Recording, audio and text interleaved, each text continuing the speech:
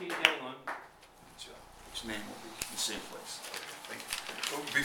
Before I do so, good morning, everyone. Good morning. Thank you, Steve. Let's give Steve Ritz a strong round of applause.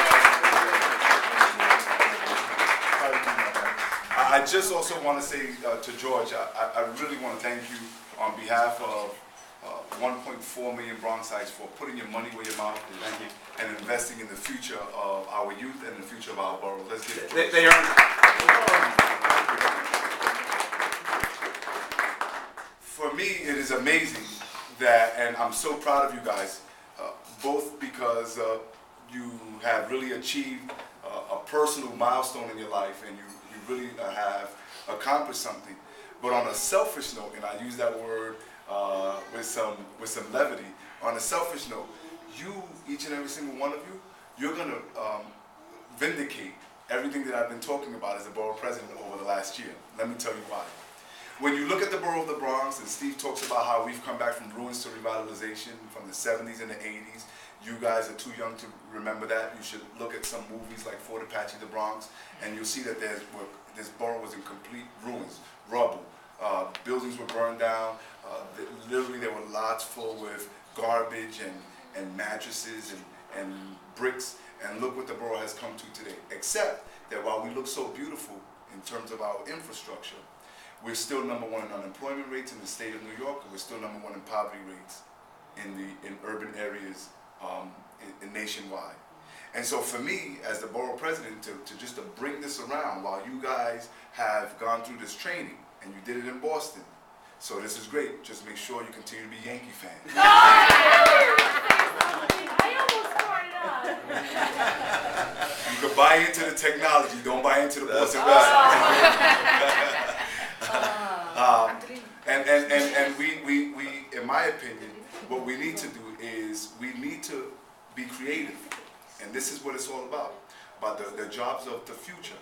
One of the things that I've been talking about over the last year, and what my job and my charge is as borough president, is to create a new economy here and push it forward. So one of the things that I've been doing, when developers come to me and they want to develop a piece of property, they will no longer get capital funding from the borough president unless they have LEED certification, unless their project has some type of green component. That creates the market.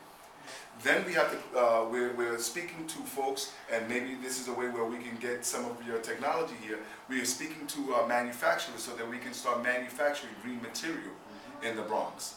And what we need to have is a skilled workforce so that material is, we can have Bronx hands that install that material, whether it's retrofitting a building through weatherization programs, whether it's installing green roofs, solar panels, wind turbines, you name it, cogens. We need to have Bronx hands that are able to do that.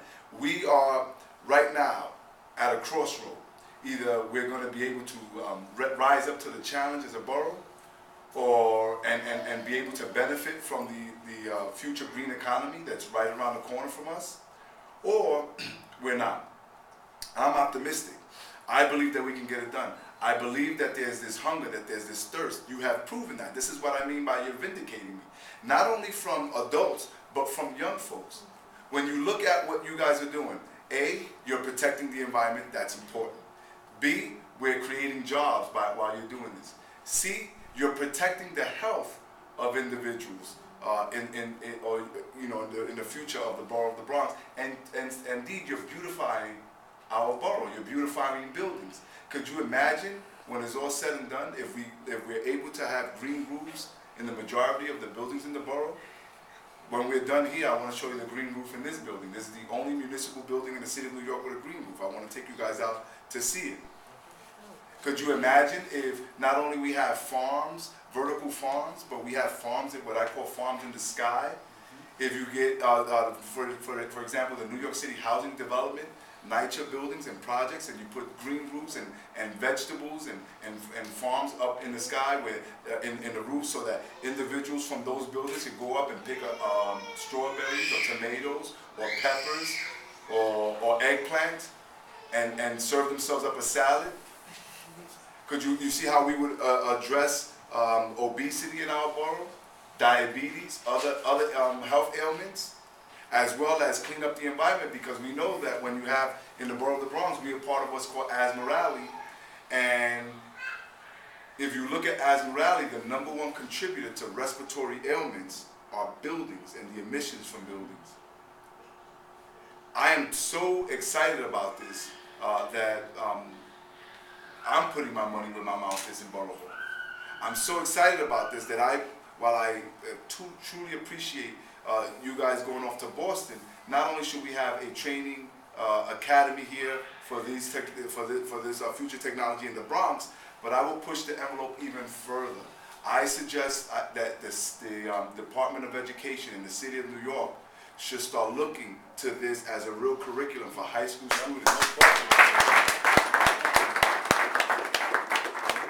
In the same fashion that when I was in high school, you had vocational schools like Gompers and Smith, and they taught some of my friends and some of the guys that I grew up with about car mechanics and air conditioning and boiler technician. This is the same way that DOE and the city of New York should invest the money into high schools so that kids can be trained in this new green technology, be it vertical farms, installation of green roofs, how to manufacture solar panels, how to install them, how to retrofit buildings. This is the wave of the future, and assure me, as far as I'm here as a board president, I'm going to do everything that I can so that the Bronx is not left out. It starts with those of you who are in this room. I think that we're going to continue to sprout out, no pun intended.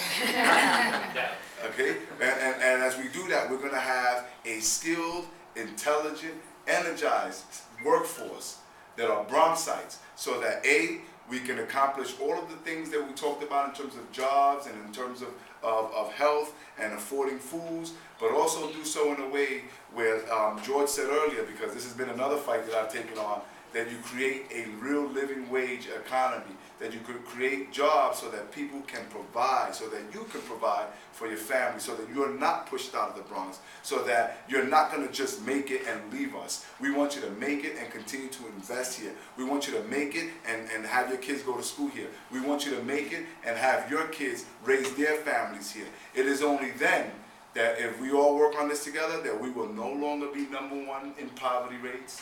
It is then that we're no longer going to be #1 in an unhealthy county. It is only then that we're no longer going to be #1 in unemployment rates. It is then that we're going to be leaders of not only the city, the state, and the nation. And when other counties and when other cities are wondering how to get it done, they're going to look to the Bronx for direction. So thank you all, and congratulations.